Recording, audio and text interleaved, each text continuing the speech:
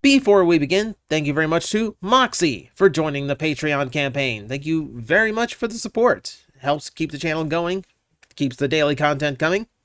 I get the feeling this was a very quick attempt to try and get the donation streak to last for a week.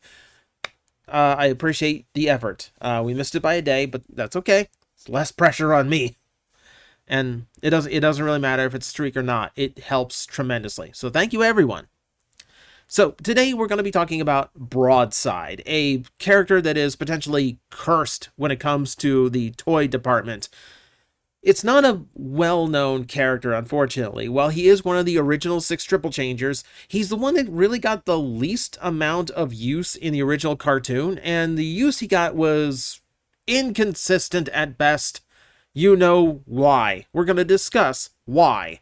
But the point being, it just seems like he gets toys very, very rarely, and when he does, he ain't too great. So now that kind of lets me wonder, how do you actually make one that's going to satisfy everybody?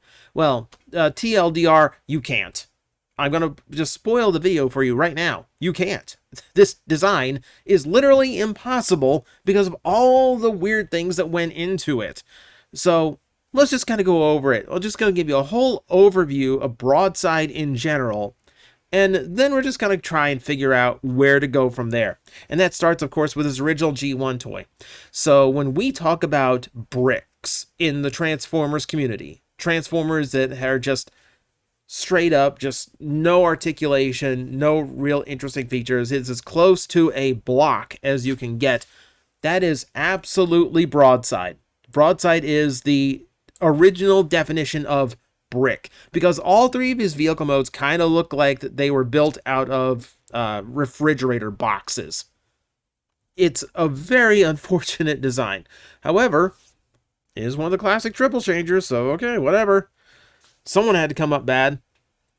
You know, it's one of those designs where, like, even in G1, you can look at him compared to the other 5 and just go, like, yeah, he is absolutely the worst of the batch. I mean, it just looks boring. That's what it comes down to. It just kind of looks dull compared to everyone else. The aircraft carrier mode is neat. It's very different because there's very few aquatic modes in Transformers, but it does kind of just leave the question, like, what am I supposed to land on there? Micromasters weren't a thing yet, and even those would be too big. And then you get the jet mode, which is interesting in design. So he's one of those designs that's one of those toys we just kind of like make fun of him all the time. You know, it's beating a dead horse to kind of poke at G1 Broadside and go, you're not great. You're not as good as your others. You're not as good as the other Triple Changers. And then we get a modern one. Now, we didn't get any Broadside between 1986 all the way up to Titan's Return, where the whole thing was triple changing. Every Voyager was a triple changer, so perfect time to do all 6 of the classic triple changers, right? And then they did this. Number 1, it's a retool of the Alpha Trion toy they did at the time. A toy I think is very much underloved. I love how that figure came across, but taking parts of it to make this was a mistake, to say the least. Broadside is fine in robot mode. Even the aircraft carrier mode, I will give you, kind of looks neat. The inclusion of tiny little jets for of the aerial bots, brilliant little inclusion, gives you a little bit of role play, or a little bit of like play value to it you don't normally get in a Transformer. Oh my god, that jet mode. The jet mode doesn't even look transformed, right? It just kind of looks like him laying on his back doing a yoga pose. And that is not a Transformer. That is just not a Transformer. It's certainly not a jet, right? Can we agree? It's just a terrible looking jet of any kind. Even if you excuse it, well, it's a space jet. It doesn't need to be aerodynamic. I'm sorry. It's as aerodynamic. You know, it's as aerodynamic as, you know, a washing machine. It at some point, if it has normal wings and tail fins and all that, it should look aerodynamic. Period. I am being unfair here because this stock photo of Broadside actually is mistransformed in the lovely way that Hasbro photographers do sometimes. So let's look at him properly transformed, and he's barely improved. I do love how the tail fins all point the opposite direction they should compared to the wings. That's a great little feature. So yeah, I hate this toy. I mean, it avoids my scorn only because the robot mode looks okay and the aircraft carrier mode looks okay, but my Primus, that jet mode. Oh, that jet mode is horrible. And it doesn't feel like it should have been. It just feels like Hasbro cheaped out on the engineering and decided, oh, that's good enough, it's close enough. So, this kind of leads us. So, this is his entire toy history, by the way. It's just the two. And this one was so bad that even if you go check out, like, the Earth Wars game that they did Broadside in, they brought all that back kibble from the jet and lowered it down. Even the game designer was like, no, that sucks. So let's talk about doing a modern one. Let's talk about how to do a modern Broadside. And the big issue there that everyone brings up is the head design, because I'm going to point out wildly different head designs. So first off, screen caps from Unicron.com, but, you know, it's just G1 screen caps. I just didn't have the time to go cap them myself. So appreciate it. Thank you. But yeah, this is the design he had in Carnage in C minor, which unfortunately is the role he had the most time in, which makes this a little bit awkward. A little bit awkward to talk about. And yeah, this just flat panel on a big bar that goes through his neck. It's a weird head design. And then we see him later on, and he's got this one, which is far more toy accurate and looks quite a bit better. You know, I mean, it's in his lesser appearances where he doesn't nearly, I'm not even sure in some of these appearances he has lines. I think he's just the big guy in the background a lot of the time. So the debate has always been, which design do you use? The better looking one or the more prominent one? You know, I'll give him credit. The first one definitely stands out in a crowd. I could give you a little bit more of a headache, by the way. Because there are others. Here's how he first looked in Marvel UK. Didn't really go with anyone's design there. To be fair, in the Marvel UK run, he actually did have a pretty inconsistent head design. They were kind of messing around with a lot of things, including color scheme, which I'll explain here in a minute. But for largely in the comic books, he had a head that was somewhat based on his original animation appearance, not the toy accurate head. Here's the only appearance of the character in the actual Marvel comics, not the UK, the actual US versions. This one, still weird. It's still the weird head. But here's the thing. The debate has always been about which head design to use. Which head design is the actual Broadside head? That's not the question you should be asking. You should be asking, which body?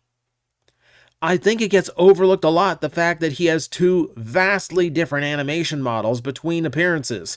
The one on the left, you can see there's gray patches in the chest. There's kibble on the arms and a lot more kibble behind his head. The details on the legs are different, with his tail fins pointed forward and his jet engines acting as feet. Look on the right. You've got the toy-accurate head as well as the cockpit in the chest. No kibble on the arm. The wings are in like a more traditional across his back and shoulders, and very different details in the legs. If these two were in different color schemes, you'd swear it was a completely different character. So which one do you use? Again, do you use the one that's more toy-accurate or the one that's more prominent in the cartoon? And again, I don't really have an answer for that. It is a very personal preference kind of choice. I would prefer the one on the right because it looks more like a traditional Transformer, but that might also be a bad thing. Like I said, the head design on the left kind of stands out. On top of the fact, I've seen so many jets use their cockpit for chest detail. I kind of wouldn't mind someone making a departure from that and actually just kind of like doing something a little bit different. I know it's weird for me to choose. It's weird,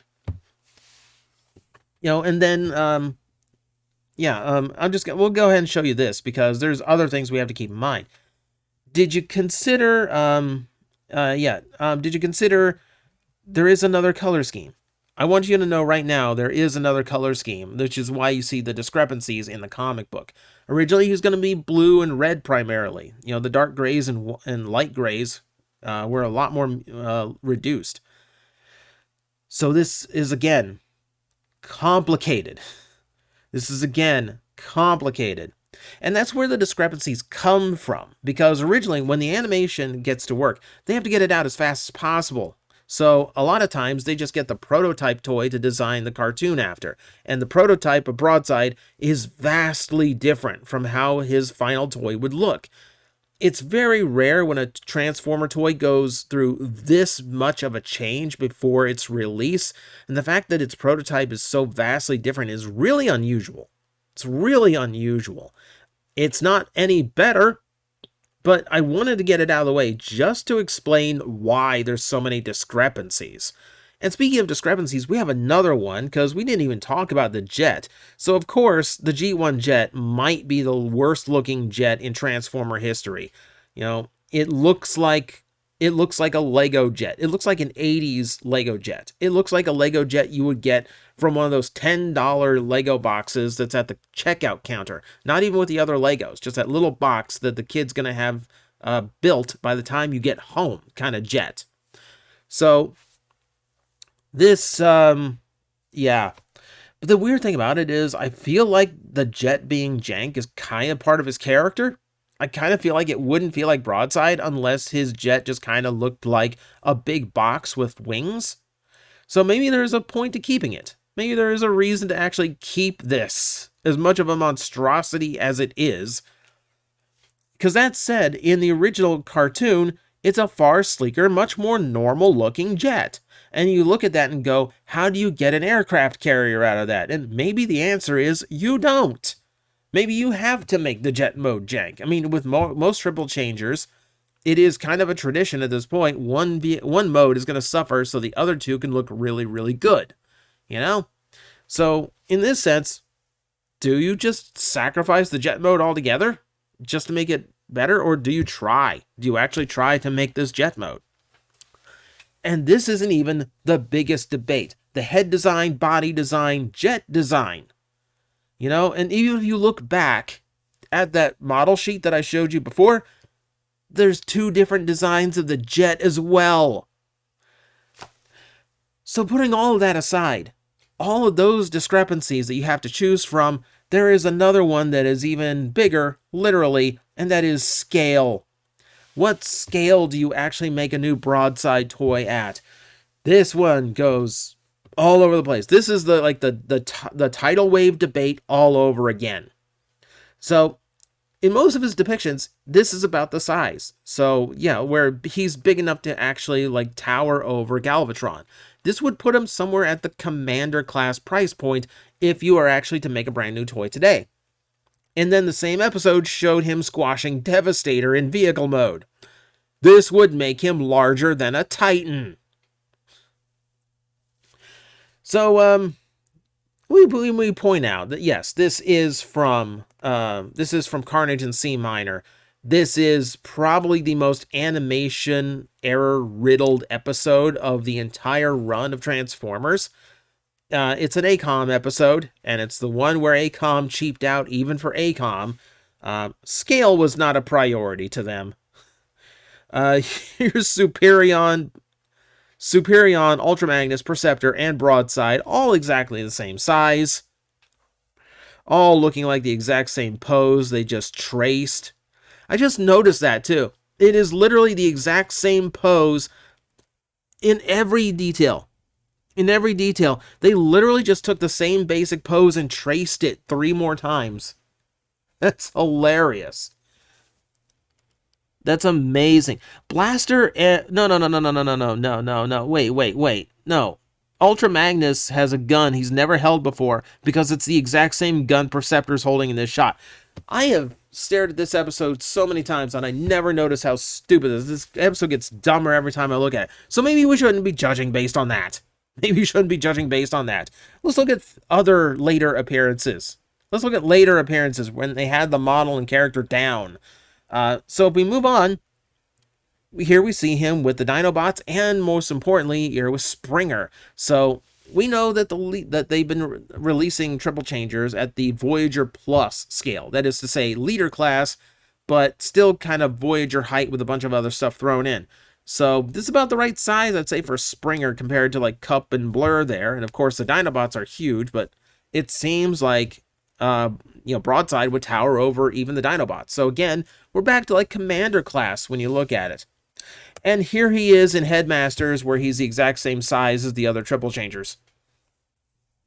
And you know what? There is a merit to that too, because, to this point, all of the triple changers have basically shared the exact same sizes all the way back to Generation 1. The 6 main triple changers were all the same size no matter what they transformed into.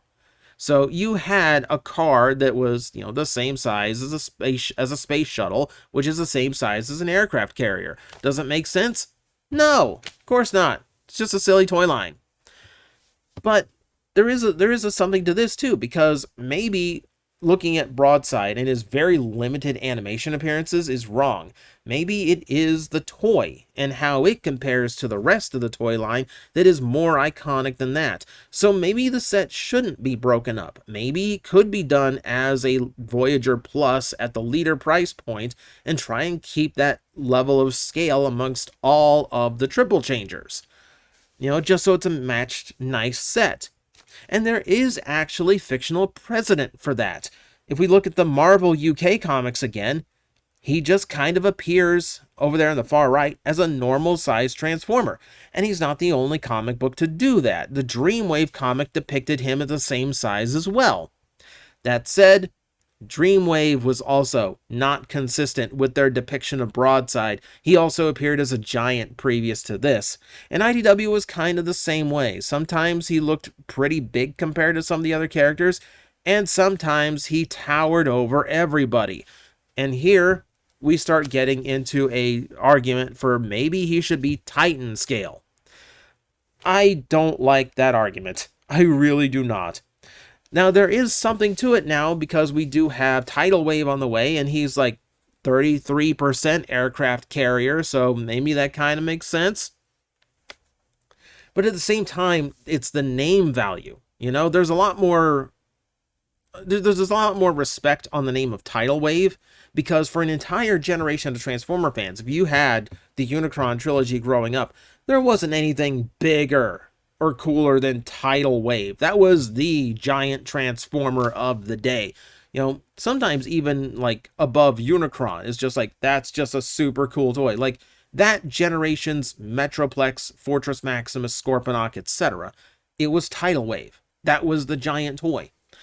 So I can, and I could see that. I mean, just because it has so much more presence in his series than Broadside had in his, I absolutely see that as a Titan. On top of the fact he has, super cool appearances at that size. The Armada PS2 game, for instance. But the other reason they get away with Tidal Wave and not Broadside as a Titan is because potential resale. Remember, Hasbro always needs something to redo these molds into. And in Titan, it's not as common, but this is a risky one because it's not G1 based. So they really are taking a bit of a gamble here. So I know they're looking for a way out.